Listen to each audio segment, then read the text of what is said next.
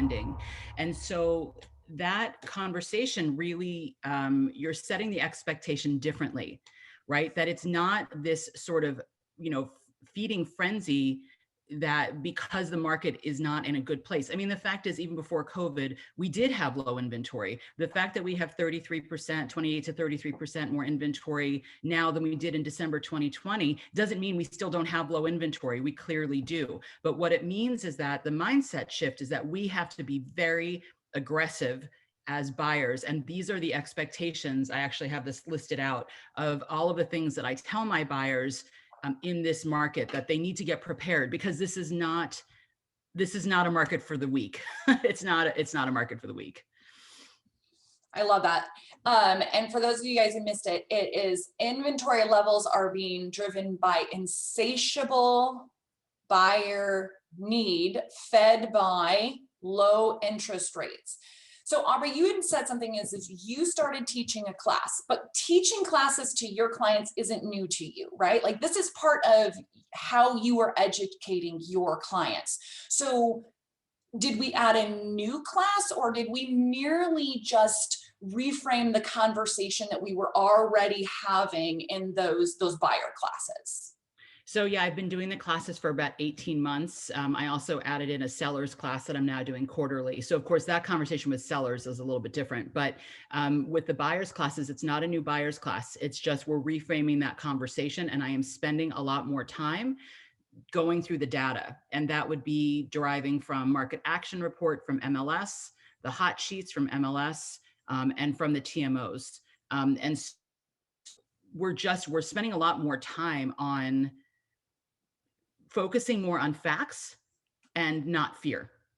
And that if you're not, I'm not even necessarily framing things out as much to just tell people, look, I'm pulling houses for the last 30 days in Hillsborough, right? Here is how much they were listed for. Here's how much they actually sold for. I think that if you show people the data, they feel much more comfortable. And then we give them strategies on sort of how to power through that. You know, I love this conversation. It's something that we've been talking about a lot, right? Like as professionals, it is literally our job to infuse emotion when it is in our client's best interest, right? Like infuse that emotion, because logic makes us think, emotion makes us act. So it's that careful balance of infusing the emotion when we need it, like explaining to them, you told me that this is what you wanted in a house and I'm presenting it, and helping them imagine themselves there.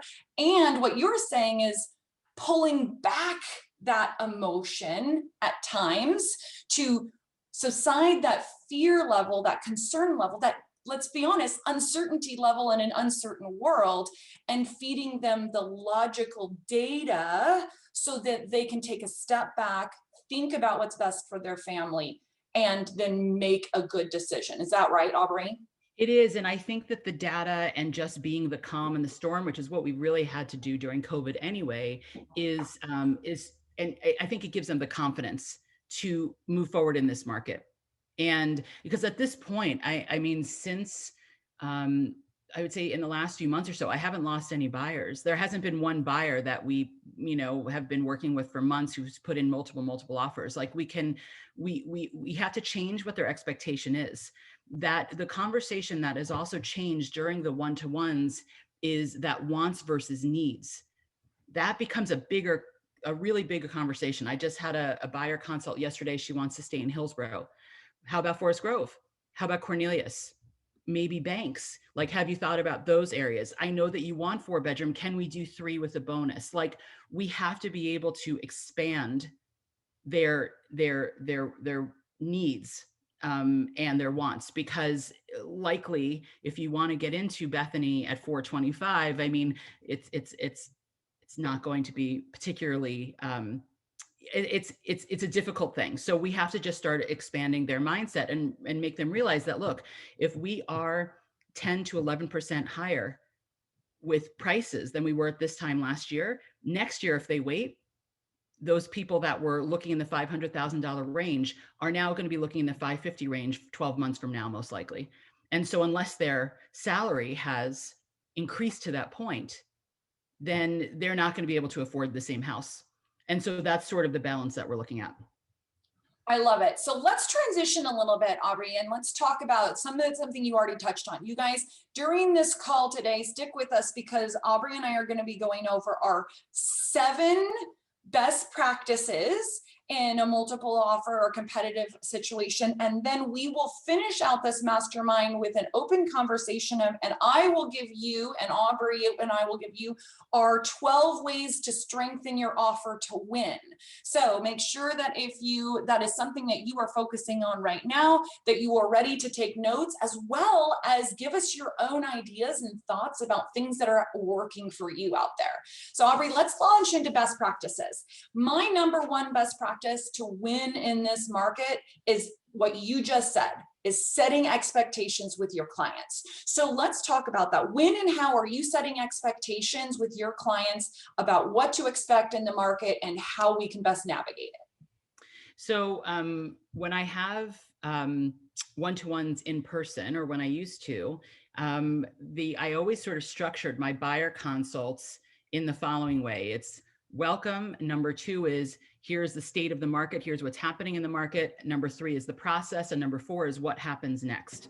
So that piece of it, that after the welcome of the state of the market, this is where I'm really showing, or I'm screen sharing all of those things. And so I'm setting this expectation about, look, here's what's happening and don't be scared because here's how we're going to adjust our practice to figure that out. So it has to be hit hard right in the beginning, because we don't want people thinking that that they have any leverage, because they don't.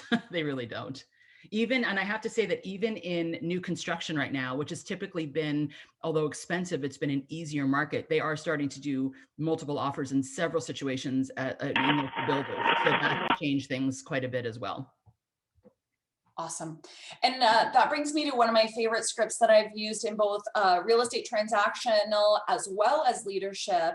And that is, I would rather be honest with you now than disappoint you later. You guys, and that is a great script for those of you when we're in any difficult market, we're in any shifting market, we're in a competitive market. You guys, saying that as an affirmation to yourself is also going to help you have those hard conversations, right? I'd rather be honest with you now than disappoint you later. So let's transition, and we're going to continue kind of that conversation about expectations when we go into how we strengthen an offer, because I'm a big advocate of part of my expectation conversation with clients would be telling them how they can win and having them to start making those decisions early. But let's go to the next one, which in my world is relationships, right? Like, this business is all about relationships. Your reputation matters. How you communicate with your clients and your fellow professionals matter. Aubrey, how has that shown up in this competitive world? So the relationship with the client, I think, is more obvious, because obviously they need to trust you, they need to like you, they need to feel confident in you. The bigger piece of this, and it's really interesting because I'm also a listing agent, is how you show up to your cooperative agents. That they will advocate for you if the communication is good. I just had a listing in Canby and we had 9 offers. And of the 9 offers, only 3 of the agents actually communicated. So what I mean by communication is that before you write the offer, you speak with the listing agent and you find out, what does the seller want? What's important to the seller aside from price? Talk to me a little bit about the family. And you can really find out everything you need to know in those conversations. And the more that you solidify that relationship with the listing agent, the more they're going to know your offer when it comes in, and they're going to be able to advocate for you. It has helped me enormously in the last couple of months, because they, although listing agents are somewhat inundated, they do definitely appreciate the communication and conversation, because as a listing agent, if you get an offer in that doesn't actually work for your clients, aside from just price stuff, they're just going to pass over. They're just going to pass it over because you haven't even taken the time as a buyer's agent to even ask them what was important. Where the idea here is to make it easy for the sellers, not just through price, but in practice as well. I love that, Aubrey. And you guys, you need to hear this, like it or not.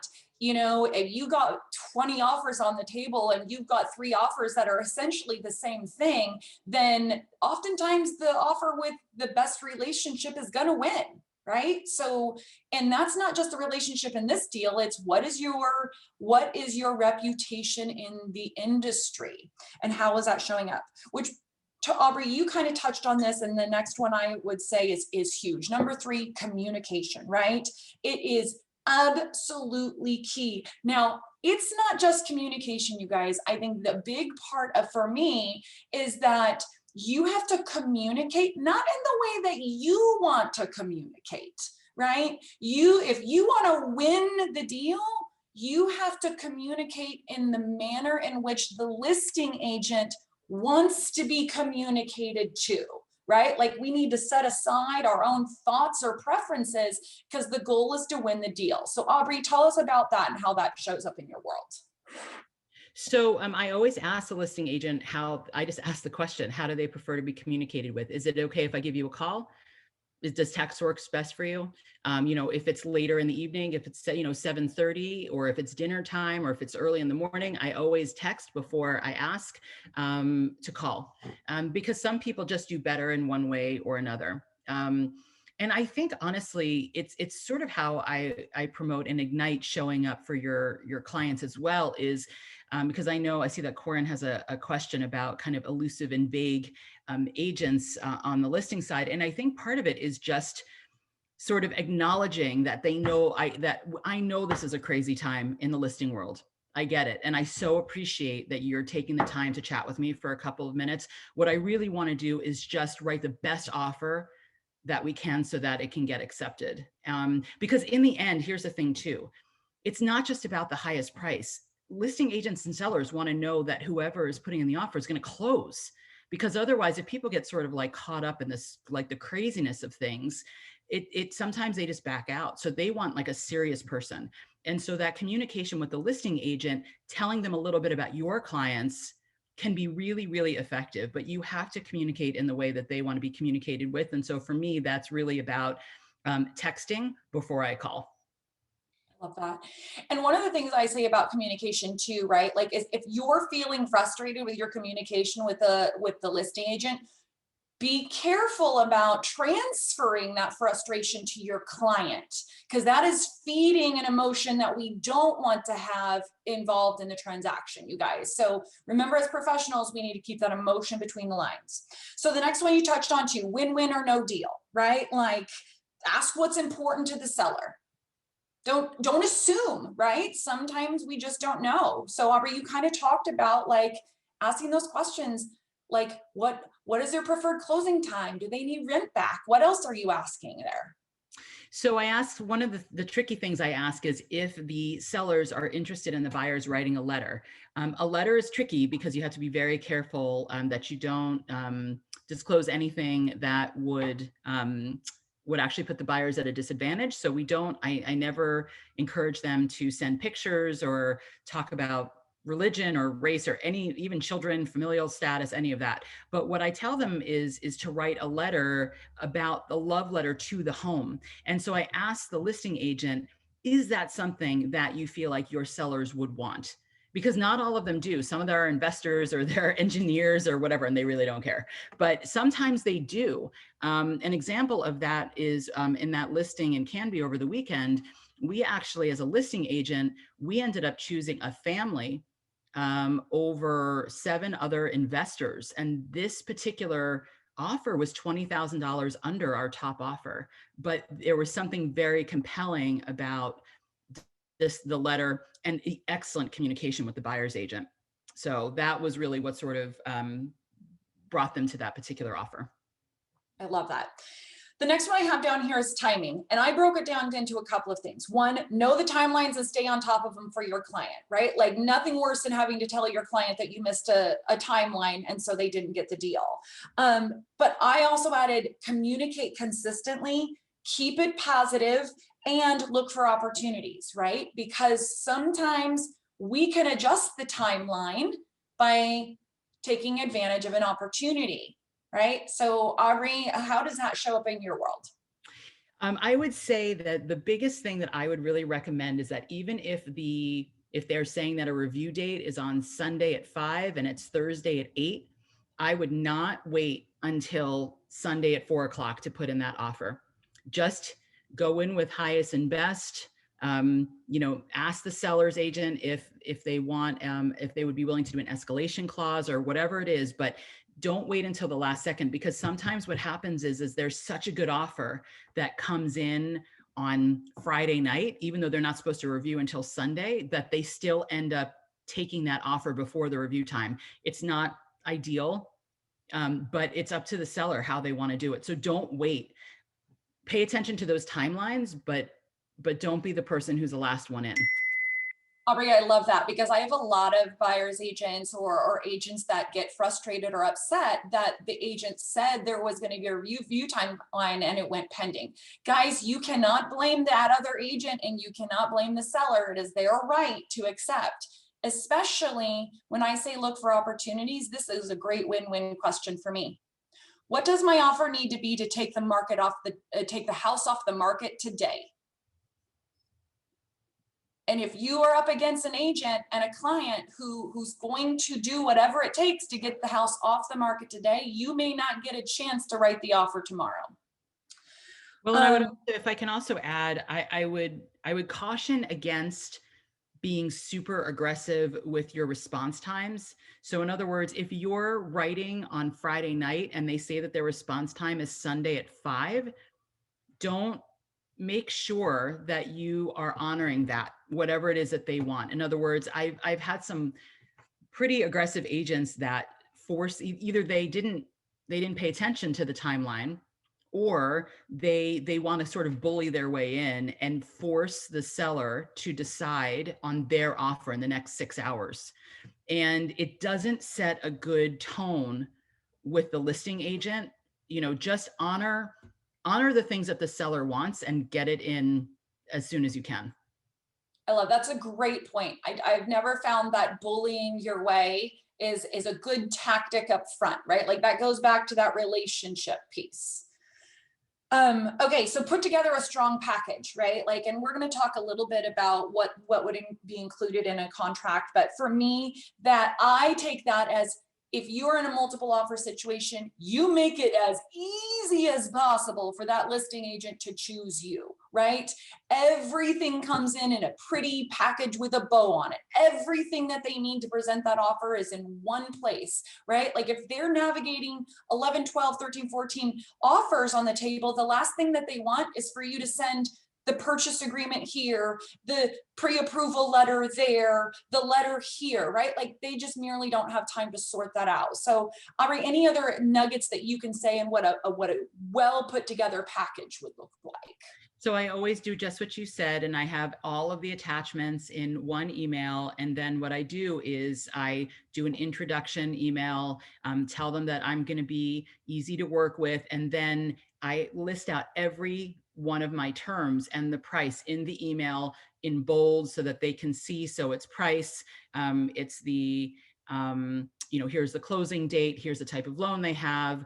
We are, we'll talk about this later, but we're waiving any single repair under $5,000. Like, we're waiving the appraisal contingency, like whatever it is, everything is listed out very clearly and in bold, along with all of my documents. I love that. Well put together packages. And the last thing I have with number 7 is personalization, right? You've talked about that. Are you including letters? Do we include photos? Are we presenting in person? What does your personal style look like? Aubrey, you talked a little bit about letters, and anything else you can add there? I actually emailed you something that I thought about right as we were starting, and now I have to remember what that other thing was. I mostly do I know what it was. I do the letters, but the other thing is that I ask the seller, the listing agent, if it would be okay if the lender can call the listing agent to let them know about the strength of the offer. So that's another sort of personalization piece. Sometimes they want it, sometimes they don't. Pre-approval is great. We always try to use local lenders as opposed to the big Wells Fargo, Bank of America, what have you. because local lenders tend to just be pretty responsive. But to have a call from that lender can also go a long way towards making them feel more confident about our offer. So that's another personalization thing that I do.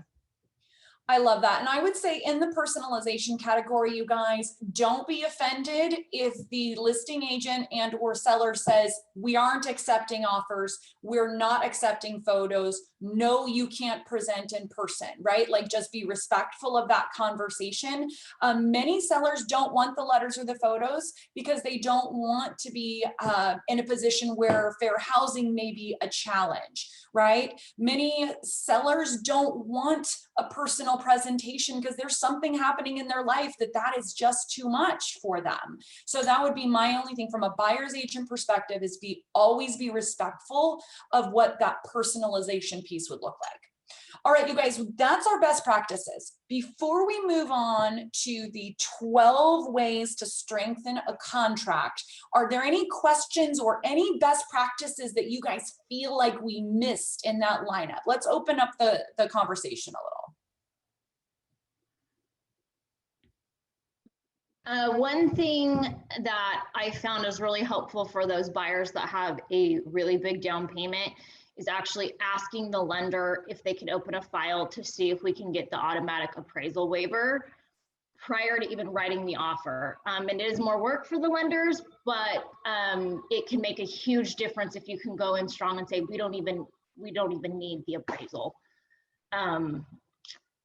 And then the second thing with the elusive agents, getting to know who their transaction coordinators are has been huge, huge, huge for me in the last year. I have a really good relationship with them. And when it is something important, they'll make sure that the listing agent calls me. I love that, Emily. Thank you. Anyone else have a best practice that has really worked for them in winning the deal? Aubrey, I think you crushed it. All right. Should we move on to our 12 ways to improve the offer, you guys? Let's do it. And these are just our 12. So we're going to run through them really quickly so that you guys know we've got all 12 on the board.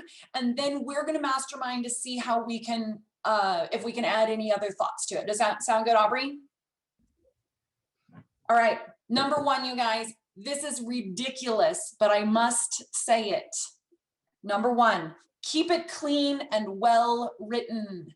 You guys, if you're in a multiple offer situation and it is not written well, if there are boxes that need to be checked, if your verbiage is not tight, like that might be a reason to just set you aside because it's a reflection of how the transaction is going to go throughout the entire process.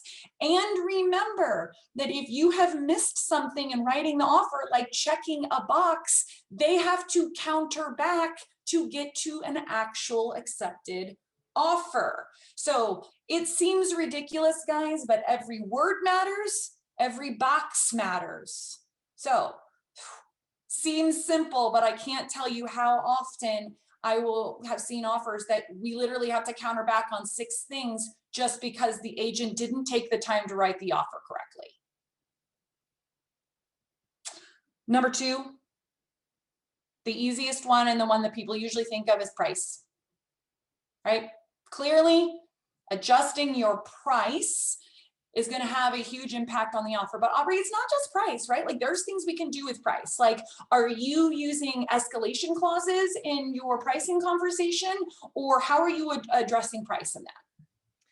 So price is tricky, right? Because unless you're able to either have the appraisal waived by the lender, or unless your client has money to bridge the gap between the purchase price and the appraised amount, it's a fine line, right?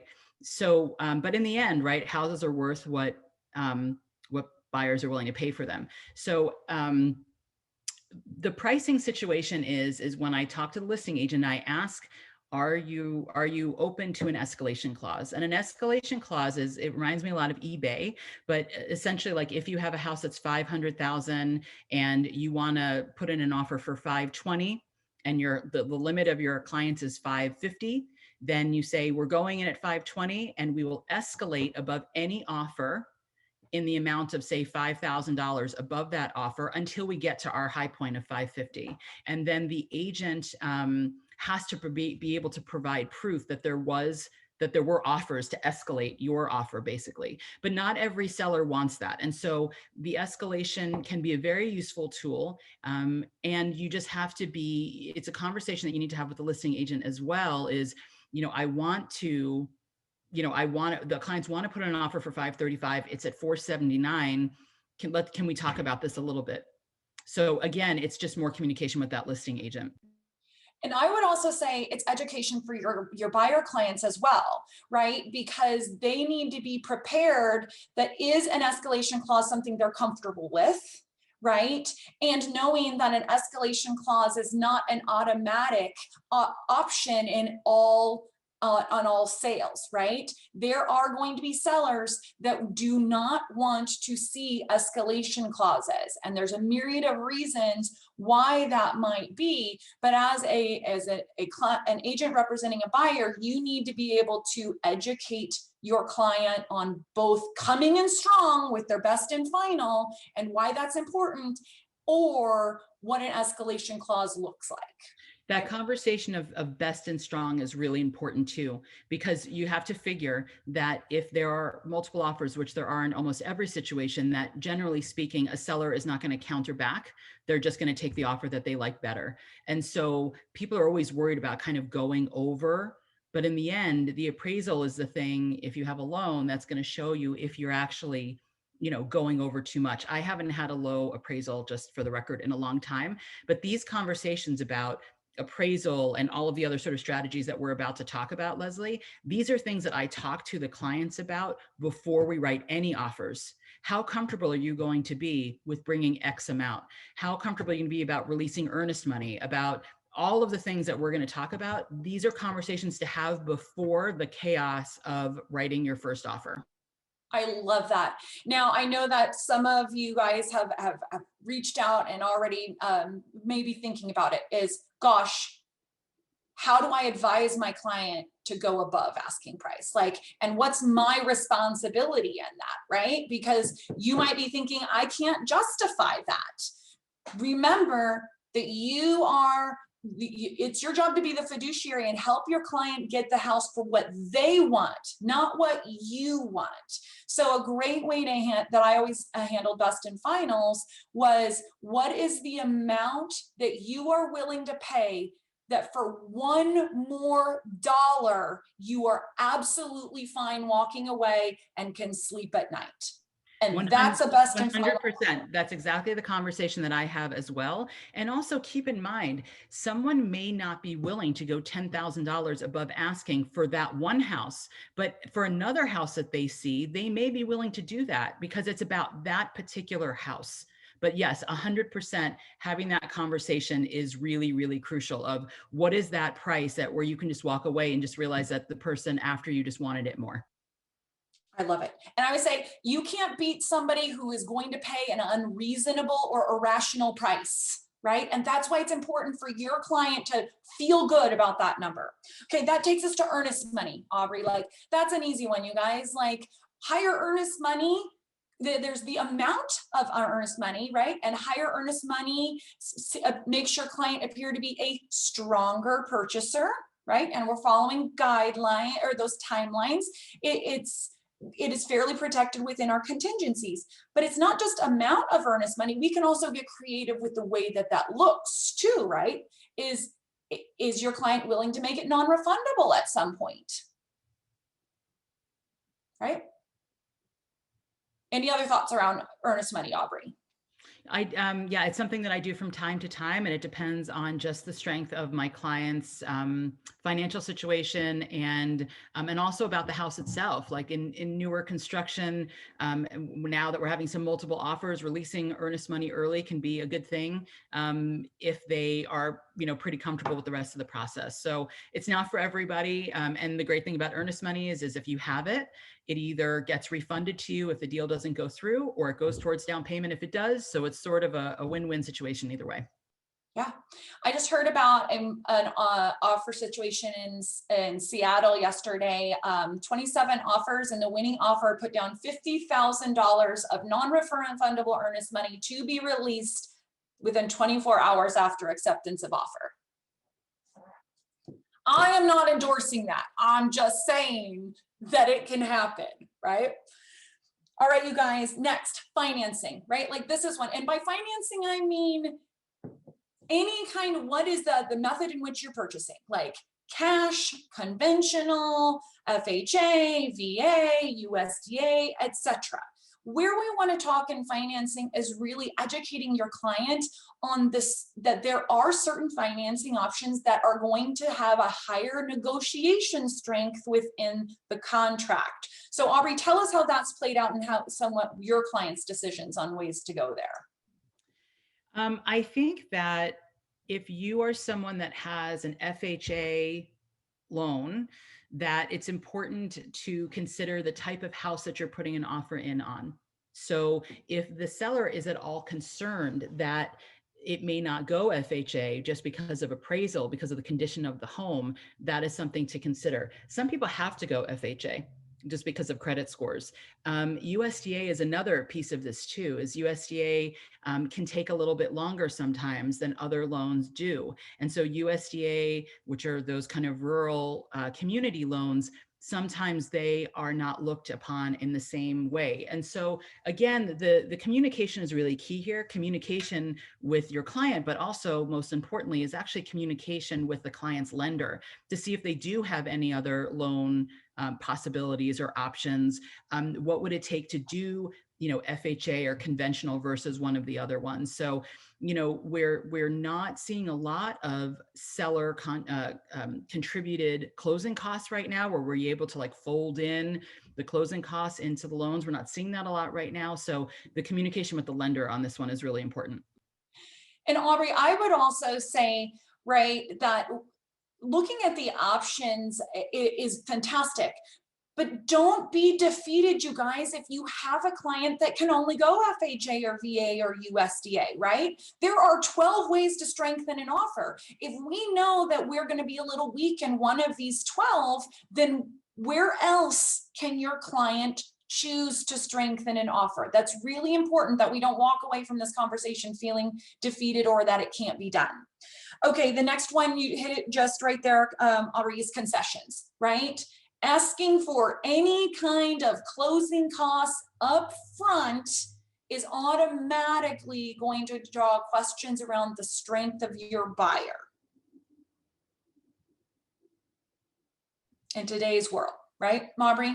Yes. And for the most part, we're not asking for any concessions of any kind. Like if you really want a warranty, then maybe talk to your clients about buying their own or purchase one for them, but we are not concessions in any kind right now. Like buyers do not have any leverage unless, of course, you are in a situation where a house has had days on market for a long time, or it's in a really rural community without a lot of competition. I mean, again, that's why that wants and needs conversation is really important. But yeah, concessions are not really a thing. And again, sort of setting that expectation when we're first talking to buyers is really important.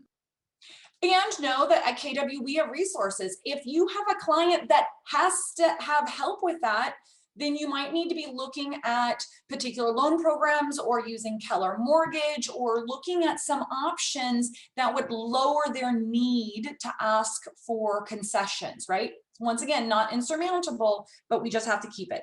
Now, I put this as a separate category as extras. Right? This goes back to the keep it clean. And I would say extra concessions is asking for closing costs. Extras is asking for the home warranty. Extras is asking for the refrigerator. Extras is asking for the chicken coop in the backyard. You guys, keep it out of the contract. Don't ask for the cat, right? I'm telling you all things that we've seen in contracts. Aubrey, anything else you can buy one house, get one cat for free. I would add that that's true. And it's a conversation again with the listing agent. If they want to leave the refrigerator because it's a burden for them to move it, ask them that question. Do they want to do that? If there's a chicken coop that they don't want to move, like you have to ask and basically just tell the buyers, whatever it is that the seller wants, whether they want to take it or leave it, whatever it is, that's how you write the contract. I love that. That was great insight, right? And don't let your clients lose a house over a washer and dryer, right? Like that's a big conversation to have with your clients. Okay, next is timelines. Now, I'm going to keep timelines to we're not talking about closing timeline, that's a different category, but I'm talking about specifically shortening or lengthening your contingency timelines, right? Like, do we have the ability to shorten an appraisal timeline? Do we have the ability to shorten an inspection timeline? Any of those due diligence periods, is your client ready to run? Have you preset the inspection, right? So that's what I'm talking about specifically in timelines, because the faster we can move through uncertainty, the better the seller client is going to feel, right? So specifically within contractual timelines, Aubrey, did I miss anything there? No, I do the repair, the inspection period timeline, shorten that up all the time. That's pretty standard for me. And I have a couple of inspectors that I basically have on speed dial, which just shows my age, but you know what I mean. And who will just jump in there and get in there quickly and to preset that inspection and say, hey, look, we already have this scheduled for Wednesday at 2, so that when you choose our offer, we are ready to go. Okay, I love it. You guys, this is a lot of content today. I'm going to tell you, we're going to push through the last couple things here. I have the ability to stay on the line for anybody who wants to go in deeper after this. So just as a heads up there, we don't want to short you. So the next ones, we're going to go blaze through these, Aubrey, contingencies, right? Contingencies.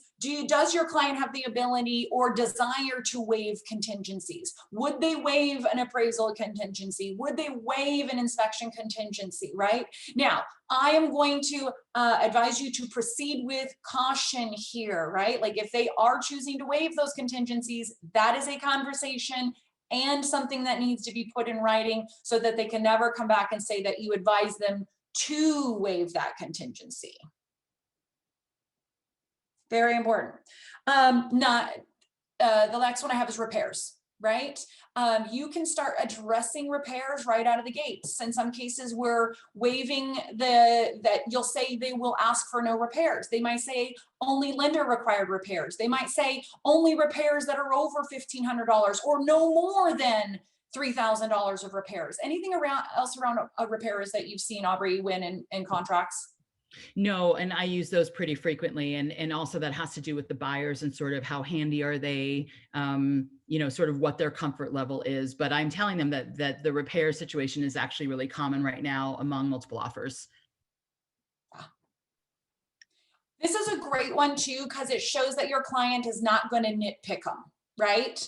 And one of the strategies agents I've used in the past is, we'll just offer them $20,000 over, we'll take it to them at repair a time, right? Like, and that's not going to go well for you guys when you get to that point in a competitive offer situation. So just be prepared that if you're revising clients that way, probably not a good way to get to the closing table. Another strategy that if you happen to be in a backup situation, you are the backup offer, or if an offer has, or if a closing has fallen apart and a house comes back on the market, one thing that you can do is you can request the inspection report from the listing agent and ask them if it would be okay that when you write your offer, that you can actually write a repair addendum at the same time as you're putting in your offer based on the inspection report, if your clients choose not to have another inspection, so that when the seller approves and accepts the contract, that you're also now through the inspection period as well. That can be a really good way to snag a house that's come back on the market. I love it. So moving along, appraisals. Emily, you spoke to this a little bit earlier, right? Like, are we able to remove an appraisal contingency? Or what I find is really helpful is does your client have the ability to cover any shortage in an appraisal, right, Aubrey? Like, what is if your buyer is going $30,000 over and the seller is concerned about it appraising, what is your buyer's ability to cure that? Because once again, approaching the strategy of, hey, Mr. and Mrs. Buyer, you can write whatever you want on that because the appraisal is going to come in lower and then we're going to renegotiate, may not be a winning way to get to the closing table. Exactly right. And the buyers have to have the ability to do that, because although we're not seeing a lot of low appraisers or low appraisals, you can't tell your client, like, don't worry about it, we're not seeing low appraisals, so like, just go ahead and do that. Like, you have to make sure that they actually have the funds to do that and they understand what that means. And for those of you guys who don't have a lot of experience around this, remember that it is the seller's decision on whether they're going to adjust their sales price based on your low appraisal. An appraisal issue is not a seller issue, it's a buyer issue. So a seller can absolutely say, I had multiple offers on the table, I chose yours, you can't purchase the home, not my problem, and your client is now out inspection costs and appraisal costs, right? And unless they can move forward, your buyer could be stuck. Next thing, closing, right? We talked about that, Aubrey, having the conversation with a seller of what is their ideal closing timeline, right? And understanding that appraisers are incredibly busy, and that although sellers may want to close in 3 weeks or 2 weeks or whatever, that to an extent we are at the mercy of appraisers. So you have to talk to your lender again and find out what are your turnaround times right now. And what I would say is these next two on the board, or closing and our next one on the board, is critical right now. One of the biggest concerns of sellers is, where am I going next? Right? And as a buyer, we can help relieve seller stress if your buyer has the ability to be flexible on a short or a longer closing timeline. And that alone could win the deal if the seller feels that your buyer is workable in that regard. And most of the time what's happening is that the sellers are afraid because they haven't found a new place yet, right? They need some more time. So the rent back, or the agreement to occupy after closing, is really crucial. Typically with most lenders, you can do a rent back for up to 60 days. And so you have to have that conversation of, do they need rent back? If so, for how long? And make sure that your clients are flexible and can do that on their end as well. But that is one of those strategies that can actually be more important than price, is the making it easy for the sellers. Because often they don't want to put in a contingent offer on their next house. So they have to wait until their current home closes and then they go out and look. And so oftentimes that's why we need that rent back. I love it. And that was number 12, right? Number 11 is closing. Number 12 is possession, right? Like, what does that look like and what does the flexibility? And you guys, I don't think that we've put enough emphasis on this in the buyer world. Remember, flexibility and closing possession, like Aubrey said, is sometimes more important than price, because for a homeowner, they are going to incur a significant amount of cost if they're having to go into transitional housing. So, and not to mention stress and relocation of a family. So I cannot emphasize in today's world with tight inventory how important closing and possession is to have.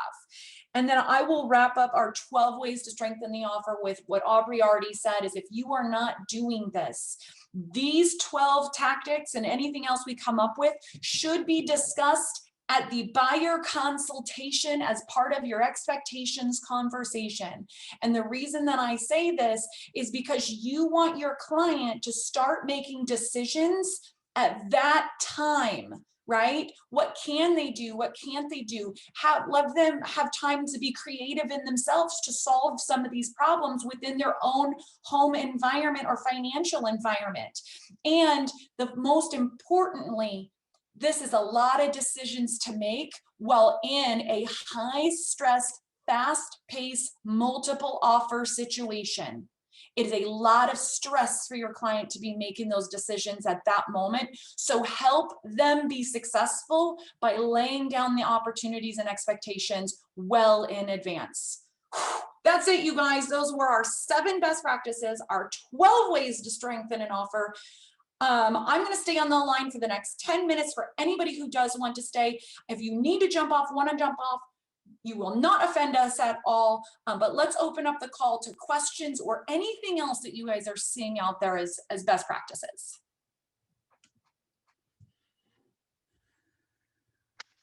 I have a couple of questions. Lay it on us, Shauna. Okay, I was taking really good notes. And one of them was where I said more details. Okay, around the repairs. So you very specifically, like, I'm doing most of these things, and there were a few intriguing things that I am not yet doing. So one was around the repairs where you were saying, like, you write in some kind of verbiage at some point about, like, and it seemed a little ambiguous to me about, like, oh, won't charge more than a certain amount for repairs, won't, like, do specific things around repairs. And so what is your go-to verbiage, or, like, do you have a standard of kind of like how you're wording that, and also where in the contract you're putting it in additional provisions? Like, it's in additional provisions, and you say buyer will not ask seller for any single repair under $500, or buyer agrees to take home as is. It's always in additional provisions. okay, so buyer will not ask for like any single repair, single right, under repair, right. I love that. Or buyer will only ask for lender required repairs, right? Right. So like the double straps on the water heater, the smoke detectors, what have you. Yeah, but always in additional provisions. Great question, Shauna. That's a big one. And if you got handy buyers. Yeah. I mean, and technically even lender required, if it's smoke detectors or whatever it is. But again, it just sort of depends on what it is. Like lender required might be smoke detectors. Lender required might also be a foundation. So in which case, like, that still protects the clients of big stuff that the lender is saying, like the roof is falling in. And the thing is, the lender's not going to loan on that. In other words, they're not going to be able to get a loan if structurally it's not safe.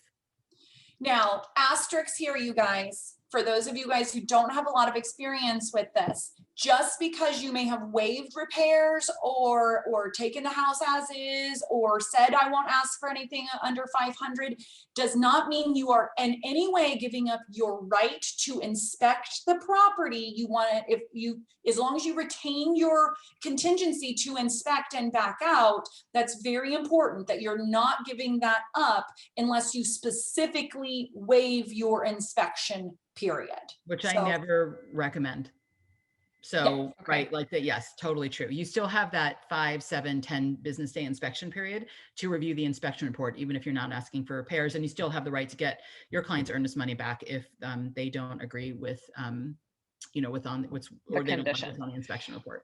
So the third verbiage, I got most of it, but the third verbiage I think was around waiving repairs at all. Yes. And what in particular where you say, I have the buyer will not ask for any single repair under 500. The buyer will ask for only lender required repairs. And then there was a third one. I didn't quite get it all down. Just a buyer to take home as is, which is waiving repairs completely, like lender required, everything. Okay. And you probably aren't using that verbiage unless you have like a conventional borrower or a cash borrower. Like, I don't know how. No, in because particular that. Yeah, I mean, no, I mean, I think you can still, regardless, you can still say as is, because they still have that inspection period to get out of the deal if it's something really big that they don't want to deal with. So, okay, that they know is going to be an issue in lending or whatever. Yeah, okay, exactly. And remember, I mean, if something catastrophic shows up, right? Like, it doesn't mean that you can't go back and ask, right? Like if you do it and you realize the septic system has failed, or that it absolutely needs, a roof appeared to be brand new when you wrote the offer, but it come to find out it was installed wrong, right? Like, this is a major change from what you were expecting. You can't always go back and ask. The seller can say no, but just so you guys know, it doesn't mean that you can't ask, but it does mean don't nitpick them, right? Like, the way that I do that too and frame that out is that if whatever that thing is something that they would have to disclose to the next buyer because the deal fell through and is something that they would likely have to do, like something big and catastrophic, they're likely going to do it for you anyway, because otherwise they have to put it back on the market and go through the whole process again. So, I mean, it doesn't mean that you absolutely can't. It just means that you're, you know, they're expecting that the house is going to be basically as is. I would say this goes back to the best practices conversation we have. If you have a great relationship with the other agent, you are working at honest, good faith dealing, right? And you are communicating regularly, you're going to have a much better chance if something big shows up at repair addendum time to reach out and say, hey, like none of us expected this. And unfortunately, this has come up and my clients are going to have to back out. Like, and approaching it that way, I think is a great place if we started on a good foot with them. Okay, what other questions do you guys have? We have 5 more minutes. I know this is called Primary Focus to the Competitive Market, which, okay, hold on a second. I have one. Let us have. When you're talking price with your clients, so the house is listed for whatever the number, what stats are you showing them to when they ask, you know, what price should we put? What offer should we make? What statistics are you showing them to help their decision on what price to offer? Hi, Katya. So for one thing, I'm doing a CMA on every property that we write on so that they have an idea of what has sold, at least in the last 30 days. And if there isn't anything on the CMA, because of course the market has changes so much, then I'm looking at the hot sheets and to see which is on MLS.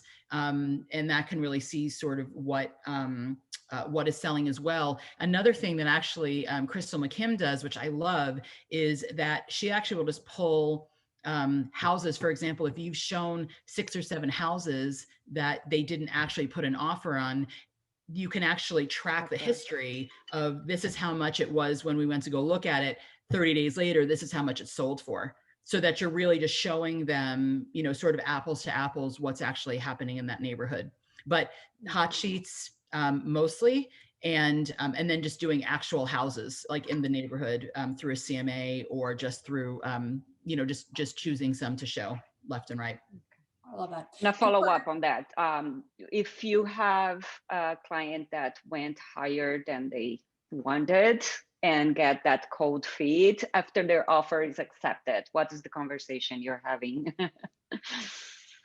Well, I think it's the matter of, I mean, I haven't had that too much because I think if you set that expectation in the beginning, but I think again, is it this house or is it any house? Because this is not a house, this is not a market for the weak, right? Like this is, you've got to be willing to kind of do what it takes. If a house has 85% of what a client wants in a house, then I tell them to make an offer, because likely, you know, the house prices are doing this all over the place across the board. So maybe, but is it that house that they went too much on that they wish that they hadn't? Or is it like any house? Is it just the money in general? You know, but I think again, just sort of being that beacon of reason and going back to the data is generally what helps quell people and their fear. They know that rents are not going down and that the prices are going up, and that if they don't get in now, once the interest rates go up and as the prices keep going up, I mean, they're just going to be priced out. So I mean, it's without emotion. It's just facts. I love that, Aubrey, that conversation of, is it this house or is it any house? Like, and don't be afraid to have that conversation with your clients, right? Like, because sometimes as agents, we don't, and then that happens 2 or 3 times, right? And then you're like, why am I wasting my time? Maybe your client just this isn't the right time for them, right? Corinne, I want to thank you for posting the notes. Yes, today we were talking about if you are in a competitive situation, and just because we have many neighborhoods and many houses in competitive situations does not mean that there aren't overpriced houses out there, and that we need to be the professionals and consultants to guide our clients through it, to do those market analysis, to ask the good questions, and then set them up for success and a purchase to get the best house possible for the best rate and terms. Well, and ask them too is how many offers do they have? If the house has been on the market for a week and they have no other offers, that's a totally different situation than if there's already 12 in hand, right? I mean, it's just different. It's a different strategy completely. You don't just go in it asking or above asking just for the sake of that, but you have to have the conversation with clients that if the house has been on the market for 1 day and their budget is 500 and this place is at 495, that in all likelihood, like, we're going to have to compete differently. I am recommending that my clients go 5% below their budget at this point in competitive markets. So if their budget is 500, then they really should be looking in like the 470, 475 range, or even lower sometimes. I was just in a multiple offer situation with 35 offers in Oak Hills, and that went way over $100,000 over asking. That's not normal, but we're talking about competitive offer situations. I would just say, don't assume anything, seek to understand, advise your clients accordingly, be the professional, be the consultant. That's why they've hired you, right? You guys, we are going to wrap up today's mastermind. Thank you for staying 15 minutes extra with us, for those of you who could.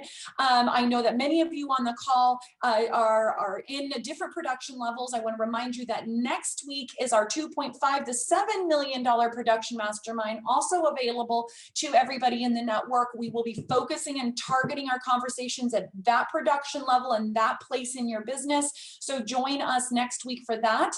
I thank you all for today, and have a powerful day. Bye, guys. Thanks for joining.